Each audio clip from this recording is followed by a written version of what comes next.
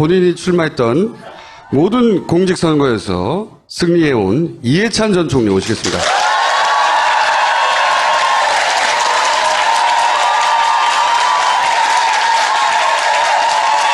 자,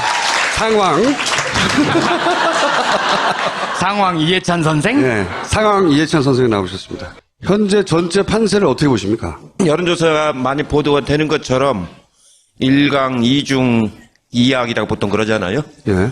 현재 그대로 가면은 뭐 무난하게 충분히 우리 후보가 당선될 수 있을 것 같아요. 그러면 이제 최근에 몇 가지 변수가 불거졌는데 우선 바른당의 탈당 사태가 미칠 영향은 어떻게 보십니까? 어젠가 뭐 탈당을 하셨는데 그분들이 지금 도래지를 잃어버린 꼴이거든요.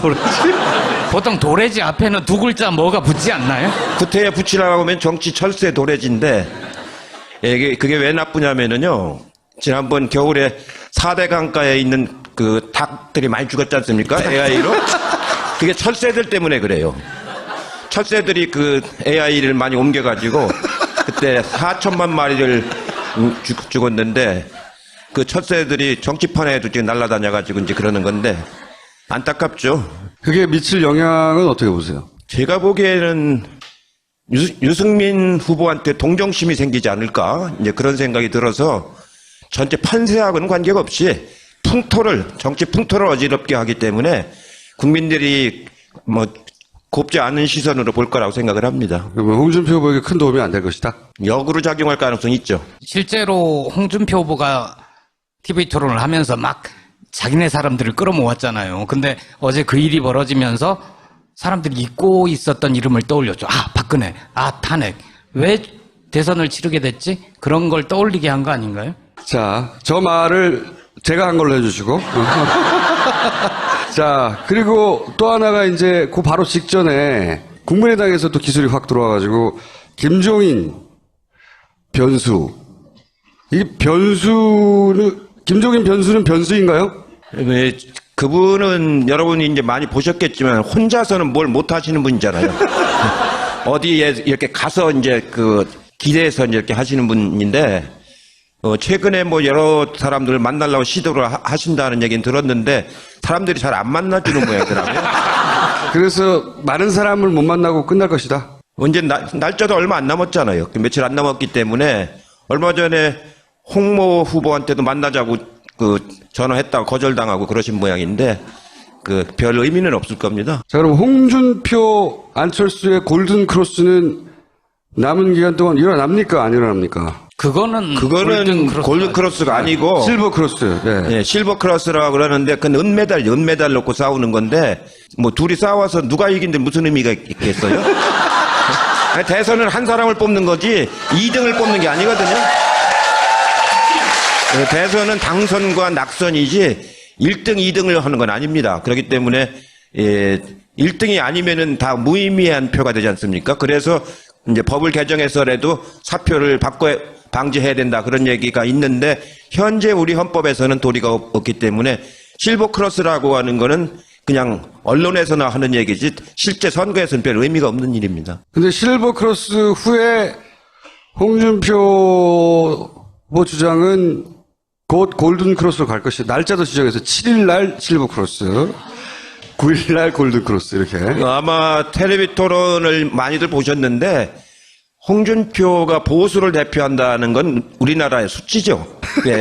국격을 떨어뜨리는 되게 보수 쪽은 좀 점잖고 좀 권위도 있고 뭐 이래야 되는데 말하는 수준이라든가 예의라든가 이런 게 아주 제가 본 보수 후보로서는 최악의 보수라고 할 수 있죠. 그래서 골든 크로스까지는 안 되고 그럼 어디까지 된다고 예측하십니까? 결집력. 마지막 결집.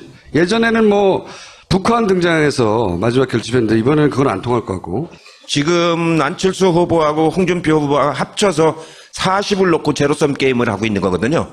그러니까 한 사람이 20목 둘이 나눠 가지면 각각 20씩 나눠 갖는 거고 한 사람이 25 가져가면 한 사람이 15 가져가는 거. 둘이 합쳐서 40 갖고 서로 이제 나누기를 하는 겁니다. 그러니까 최대로 갈 경우가 아마 글쎄요 한 25도 못 가지 않을까 싶은데요. 누구든지 간에 25가 될 것이다. 완전히 한 사람이 10까지 무너지는 법은 없을 테니까 한 15 정도, 15까지는 누구든지 할 거니까 25대 15 정도 나눠지지 않을까 싶습니다. 그 둘 중에 누가 25로 가고 누가 15로 갈까요? 그거 별 의미 의미가 없다니까요. 그건 별 의미가 없고 지금 이제 새누리당 아니 지금 자유한국당이죠. 자유한국당은 오랜 그 뿌리가 있는 당입니다. 근데 국민의당은 생긴 지가 얼마 안 된 당이고 그래 당의 이 바닥의 뿌리라든가 이런 것들이 자유한국당이 아주 강하기 때문에 선거 때 가면 마지막 일주일에 그게 결집하는 효과가 있거든요. 그래서 별 의미는 없지만 홍준표가 앞설 가능성은 있죠. 그 조직이 강하다는 게 실제 선거 막판에 어떻게 작용해요? 구체적으로? 실제로 이제 지방 의원들이 있지 않습니까? 지방 의원들이 내년도 선거를 위해서 이 기회에 이제 자기들이 자기 선거를 치르려고 뜁니다. 왜냐하면 이 결과가 나쁘면 자기들 내년 6월 선거 결과가 영향을 미치기 때문에. 근데 그 힘이 자유한국당이 국민의당보다 훨씬 세다고 봐야죠. 아마 그 힘은 더불어민주당보다 더 자유한국당이 세죠. 그리고 그 사람들은 동네 유지들이 많지 않습니까? 그 경제적으로 여유 있는 사람들이 많고 그 뿌리는 아주 깊습니다. 그게 벌써 우리 정당에서 한 60년 이상 살아온 냉전 체제를 이용해서 살아온 뿌리이기 때문에 굉장히 우리가 어떤 때는 절벽처럼 느껴질 때가 있을 정도로 뿌리가 셉니다. 2004년 총선 때 봐도 차떼기 이후에 한나라당이 그 정도 의석을 하잖아요. 120 몇 석을 했었죠. 그때 천막당사하고 뭐 이러면서 당이 완전히 망할 줄 알았는데 그런데도 그 정도의 저력을 발휘했었죠. 2002년 때도 되돌아보면 이해창 그때 당시 후보가 막판에 무섭게 쫓아왔어요. 예, 2002년도에도 노무현 후보가 이제 단일화하고 나서 한 8%, 9% 이렇게 앞서가기 시작했었는데 나중에 끝나고 나서 보니까 2.3%밖에 못 이겼어요. 그러니까 막판에는 쫓아오는 게 보입니다. 느낍니다. 이렇게. 그러니까 그 세력은 지금 이렇게 숨죽어 있어서 그렇지 조금만 기가 살면은 굉장히 센 세력입니다. 예. 그럼 이번에 금메달하고 은메달은 10% 이상 차이가 납니까? 지금 여론조사상으로는 많이 나는 건 24%까지 차이가 나고 아주 적은 것도 15% 차이가 나기 때문에 대략 평균적으로 보면 한 20% 정도 차이가 나는데 결과는 그 정도까지는 안 날 겁니다. 왜냐하면 그 뿌리가 이제 있어서 살아나기 때문에 아마 10% 넘어가면은 상당히 방어를 잘했다 이렇게 생각을 합니다. 막판에 그 정도 쫓아올 것이다. DJ 때도 97년도에도 한 7, 8% 앞섰었는데 나중에 결국은 얼마냐면 1.6% 차이로 좁아들었거든요. 그러니까 한 5, 6%는 쫓아온다고 생각을 해야 됩니다. 10% 정도는 알심할 수가 없다. 그러니까 지금은 15 내지 24를 이기고 있으니까 한 5, 6%를 쫓아와도 문재인 후보가 당선되는 데는 뭐 크게 걱정 드는 건 아니지만 그러나 일주일 동안에 다른 무슨 해프닝이 생긴다라든가 변수가 생기면은 굉장히 또 더 위험해질 수가 있죠. 요번에 SBS가 어저께 맞으면 치고 빠졌지 않습니까? 엉뚱하게 문재인 후보하고 해수부하고가 무슨 내통을 해가지고 선거 직전에 배를 인양한 것처럼 세월을 인양한 것처럼 보도를 해놓고는 쑥 빠지고 사과한다고 해놓고서 다른 당 후보들이 막 그걸 악용하고 있지 않습니까? 요새는 SNS가 있어가지고 그렇게 탁 쳐놓으면 그게 막 돌아다니거든요. 방송국에서만 내린다고 되는 게 아니고 그게 막 퍼날르기를 하기 때문에 잡아지지가 않습니다. 그렇게 해서 치고 빠지는 수법을 썼는데 제가 걱정스러운 건 뭐냐면은 그렇게 해놓고 국정원 출신 국회 정보위원장 하는 사람이 그걸 가지고 막 인터뷰를 해요. 자유한국당 이철우 의원 말씀. 예. 그 사람이 국정원 출신인데 네. 인터뷰를 했더라고요, 보니까. 12년도에도 국정원이 이제 댓글 갖고 이제 논란을 일으켰는데 제가 생각한 거는 지금 국정원이 개입됐다라고 단정할 수는 없는데 어쩐지 좀 냄새가 나는 것 같아요, 보니까. 이게 이제 SBS에 예를 들어서 취재를 한 일개 기자가 그릴 수 있는 그림이나 배팅할 수 있는 수준은 아니잖아요. 아니죠. 왜냐면 증언자도 얼굴이 이제 뭐라고 합니까? 이렇게 희미하게 해서 나가는 거. 전문 용어로는 블러 처리한다고. 예. 그냥 희미하게로 하죠, 희미하게. 예. 상황이 희미하게되잖아. 자꾸 상황 그래요. 상황은 왕을 한 분이 상황이 되는 거잖아요. 삭제해줘요, 그러면. SBS 방송국이 전사적으로 사실 배팅을 할 정도의 사안인데 그럴 이유는 없거든요. 그게 이상해요. 그러니까 제가 좀 의심스럽다는 거죠. 아예 그 방송사 차원에서 했으면은 훨씬 더 노골적으로 더 지능적으로 했을 텐데 헌 거를 보면은 약간 미숙해요. 근데 치고 빠지는 건 틀림이 없어요. 이게 나온 뒤부터 막 국민의당 후보, 자유한국당 후보, 모든 후보들이 이걸 갖고 그냥 오늘 하루 종일 성명을 내고 막 하지 않습니까? 이렇게 하는 걸 보면은 SBS는 사과한다고 그러고 이미 그 사과해서 될 일이 아니잖아요. 상황은 이렇게 퍼져나가 버렸기 때문에 이런 짓이 이제 앞으로도 엿새 동안에 아마 몇 번 더 벌어질 거라고 지금 생각을 합니다. 그래서 그걸 방지하기 위해서 저희 당에서 기무사 출신들, 국정원 출신들, 경찰 출신들 한 150명을 이미 영입을 해놨어요. 그런 걸 사전에 예방하기 위해서. 그래서 아마 크게는 못할 거고 이런 식으로 치고 빠지게 하는 수준으로는 앞으로도 몇 번 더 있지 않을까 걱정을 합니다. 그러면 그 SBS 보도가 실제 판세에 미칠 영향은 어떻게 보십니까? 우리 국민들을 뭘로 알고 그래요? 저보고 그러세요, 왜? 우리 국민들이 지금 이렇게 단련된, 정치적으로 훈련된 그런 국민들이 없지 않습니까? 그렇기 때문에 무슨 북풍이니, 용공음해니, 이런 공작이니, 이런 게 이제 하던 때는 다 지나갔거든요. 그러고 이제 지금은 세대별로 의견을 자기가 수렴하는 미디어가 다르잖아요. 이제 종편이라든가 지상파는 주로 어르신들 중심으로 가고, 이 SNS라든가 이런 팟캐스트 같은 것들은 이제 젊은 사람들 중심으로 가고, 그래서 미디어가 이제 이렇게 분화가 되기 시작했기 때문에 대세는 큰 영향을 못 미치는데 아까 말씀드린 것처럼 이 판세를 좀 어지럽게 만드는 그런 요소는 있죠. 박근혜가 인양하려고 그러는데 말려. 이게 되나? 말도 안 된단 말이죠. 말도 안 되는 거라, 그러니까 한 번만 생각해보면 말이 안 되는 건데, 근데 저쪽에서 보수진영에서 항상 세월호를 이 진보 진영이 정치적으로 인용한다고 공격해 왔는데, 그런 증거물 같은 게 나온 거란 말이죠. 그러니까 보수 결집을 시키려고 하는 용도로는 활용이 분명히 될 텐데, 그 결집도가 좀 올라가지 않을까요? 원래 박근혜 정부가 인양을 안 하려고 그랬죠. 비용도 많이 들고 인양해서 결과가 나왔을 때 따르는 조사를 해보면은 여러 가지 문제점이 드러날 가능성이 많지 않습니까? 또 강정마을에 가는 철근도 거기다 잔뜩 실었다는 얘기고, 그래서 그러저런 문제 때문에 인양을 안 하려다가 원체 국민들 압력이 세기 때문에 인양을 안 할 수가 없었는데, 그 바람에 인양이 굉장히 늦어졌죠. 기술적인 것도 있지만 그 해수부 장관 했던 분 중에 하나가 저보고 그 사람이 장관 가기 직전에 저하고 같은 상임위를 했었는데 저한테 그런 얘기를 했었어요. 저거 인양하면 안 된다고. 그러더니 그 사람 장관으로 가더라고요. 그래서 인양이 안 되겠구나. 이제 저도 그렇게 생각을 했었는데 원체 국민들 압력이 많으니까 이제 할 수 없이 인양을 안 할 수가 없었는데 원래 그 박근혜 정부 생각은 안 하려고 했었죠. 안 하려고. 보수를 결집시키는 소재로 아마 노년층에 카톡으로 엄청 돌 것 같은데, 그러면 결집도를 좀 더 끌어오지 않겠냐. 예, 그럴 요인은 좀 있죠. 그러나 지금 형세가 그 정도 끌어올려가지고 상황이 바뀌는 그런 국면은 아닙니다. 그러면은 유승민 후보 그리고 심상정 후보의 막판 득표치는 어느 정도로 예상하십니까?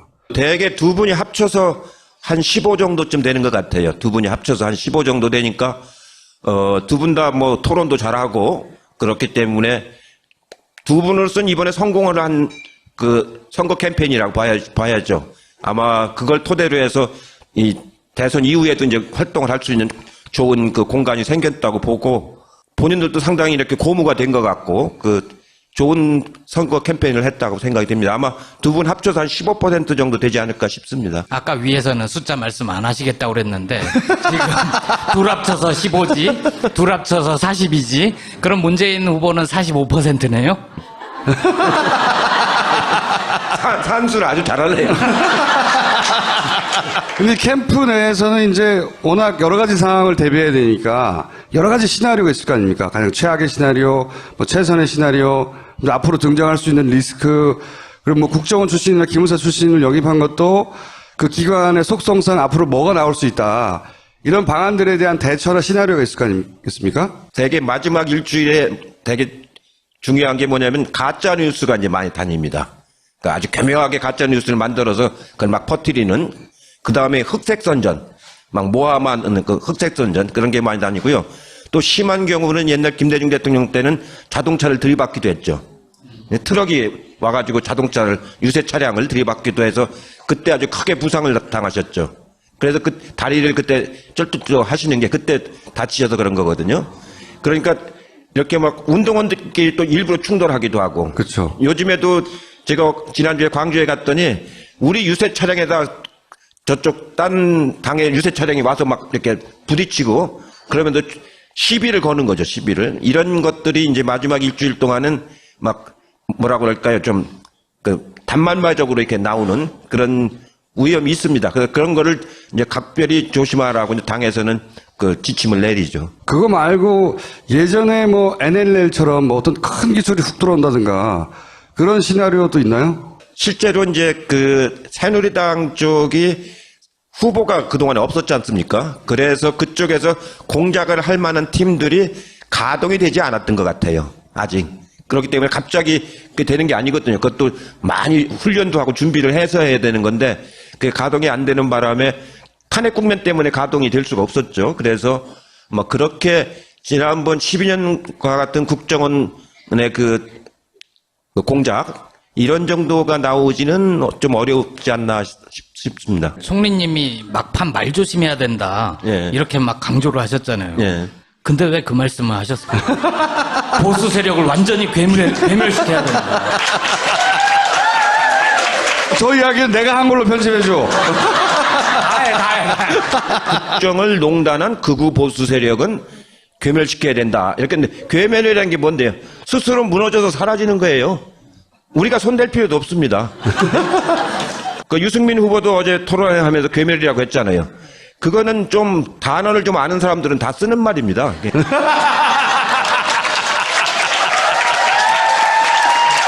건전 보수는 우리나라에서 꼭 필요한 사람들이거든요. 저는 유승민 정도라면은 건전 보수라고 봐요. 비교적. 그런 사람들이 있어야 두 날개가 있어야 나라가 균형을 잡아서 가는 거기 때문에 그게 없으면 또 아주 또 편향이 되기 때문에 안 됩니다. 그래서 건전 보수는 반드시 있어야 되고 그런 사람들이 이 나라의 한 큰 기둥이 되죠. 그래야 서로 기량작용을 하면서 이게 올바로 갈 수가 있는 거거든요. 그게 이제 스스로 자멸하라는 뜻으로 하신 말이라고 구차하게. 아니 지금 흐름으로 봐서는 지금 그렇게 가고 있잖아요.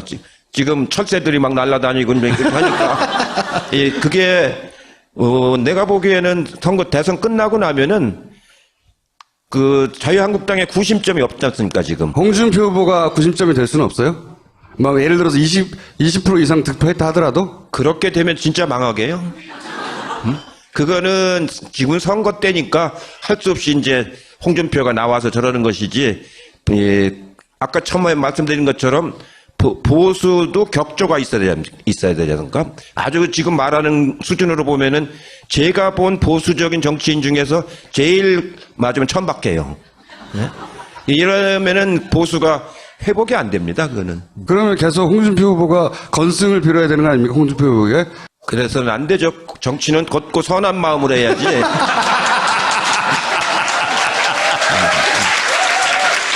정치는 정말로 곧은 마음으로 해야 됩니다. 나만을 위해서 하는 게 아니고 국가와 국민을 위해서 하는 거기 때문에. 만약에 예상하시는 대로 선거가 끝나고 나면 이 자유한국당, 바른정당, 그다음에 더민주 그리고 국민의당 소위 말하는 정계 개편이 일어나긴 일어날까요? 이번 이제 대선이 끝나면 가을부터는 개헌 국면으로 들어갈 것 같거든요. 개헌 국면으로 들어가면 이제 권력 구조를 어떻게 할 것이냐 여러 가지 이제 사안들이 있는데 특히 이제 정당에서는 권력 구조를 내각제로 할 것이냐 아니면 분권형 책임제로 할 거냐 4년 중임제로 할 거냐 아니면 6년 단임제로 할 거냐 다양한 견해들이 있습니다. 그걸 둘러싸고 이제 논의가 이루어질 텐데 그 과정에서 아마 정치권의 큰 맞으면 개편 논의가 일어날 가능성이 아주 많다고 보죠. 그렇기 때문에 내년 6월에는 지방선거 때 개헌 투표를 한다. 그건 다 합의된 사항이기 때문에 누가 당선돼도 그걸 바꾸긴 좀 어렵거든요. 그걸 바꾸게 되면 그때부터는 굉장한 그 비판에 직면하기 때문에 갈 수밖에 없는데 그걸 계기로 해서 큰 변화가 올 가능성이 높다고 보죠. 사실은 실버 크로스가 별로 의미는 없는데 그 변화 과정까지 생각하면 또 이게 전혀 의미 없는 건 아니에요. 제가 지난번에 나왔을 때 4월 19일이죠. 안랩 주가가 10만 원 조금 넘는다고 했잖아요. 10만 2천 원. 근데 어제 종가가 얼마냐면 얼마겠어요? 6만 200원. 네? 그러니까 4만 원 이상이 날아간 거예요. 2주일 사이에. 그렇게 되면 그게 또 나중에 이제 그 아까 말한 정계 개편할 적에 그런 요인들이 다 작용을 할 겁니다. 아주 그 나쁘게 생각한 건 뭐냐면은요. 동그라미 재단을 만드느라고 그 주식을 팔았지 않습니까? 그 12년 2월경에 팔은 것 같은데 그때 얼마에 팔았는지 아세요? 11만 원에 팔았어요. 그러니까 930억을 만들었는데 자기 돈은 300억 정도밖에 안 들어갔어요. 그 당시에는 한 4만 원밖에 안 하던 주식이 대선 테마주가 돼가지고 11만 원 올라갔을 때 팔았거든요. 그러니까 개미 돈으로 동그라미 재단을 만들었는데 이렇게 공적인 일을 한 사람이 그런 거는 안 되죠. 그렇게 하면은. 자, 그럼 유권자들에게 이번 선거는 어떤 의미로 바라봐야 되는지 얘기해 주시고. 예, 이번 선거가 굉장히 역사적으로 의미 있는 선거입니다. 그동안에 우리 정치라는 게 자기 박정희 대통령으로부터 시작해서 냉전 분단 체제를 이용해 가지고 정치를 해오던 그 아주 극우 수구 정치가 박근혜 대통령이 파면되면서부터 이제 그 종식을 고한 거거든요. 그게 하나가 이제 종식을 고한 겁니다. 그 큰 흐름 하나가. 이번에는 이제 새로운 대한민국, 정말로 제7공화국을 만들어서 새로운 대한민국인데 새로운 대한민국에는 사람 중심으로 평화 복지 체계 공동체가 만들어지는 거거든요.